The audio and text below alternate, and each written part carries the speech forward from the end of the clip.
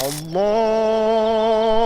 Akbar, Allahu Akbar, Allahu Akbar.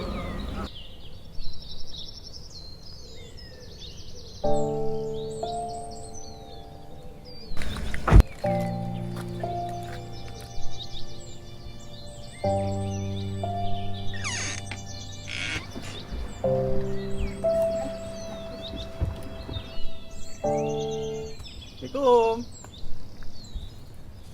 Assalamualaikum. Waalaikumsalam.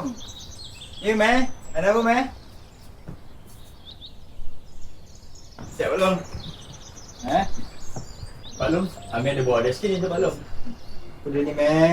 Adalah sikit-sikit untuk balong. Susah je ni, Meh. Baju, Meh. Cantik baju ni, Meh. Ya Allah, boleh dah Pak Long pakai kejap lagi ni. Nak pergi korban. Pak Long pun dah banyak tolong keluarga kita orang kan. Terima kasih, Meh.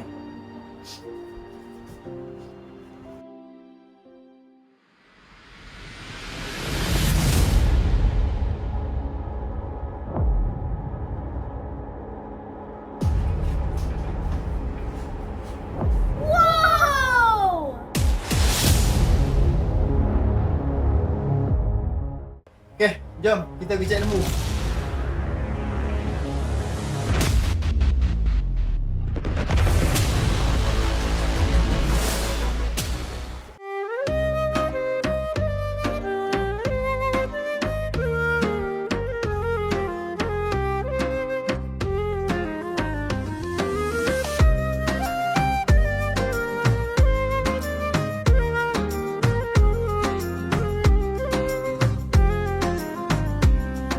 سال دمعي شوقا يا حبيبي إليك.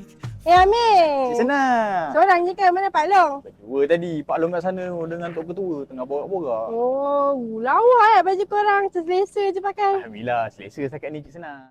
Dengar cerita tahun ni kau sponsor baju korban, betul ke? Alhamdulillah, ada rezeki sikit Cik Senang. Oh, Sebab kat MC Printing ada promosi sekarang. oh ya Senang ke? RM30 sehelai. Oh, murah. Habis aku punya baju ni? Ada ni Cik Senang. Ni, saya dah standby untuk Cik Senang. Oh ya, terima kasih Amir. Semoga dimurahkan rezeki. Terima kasih. محمد نبينا السلام عليك صلوات الله وسلامه عليك يا رسول الله صلوات الله وسلامه عليك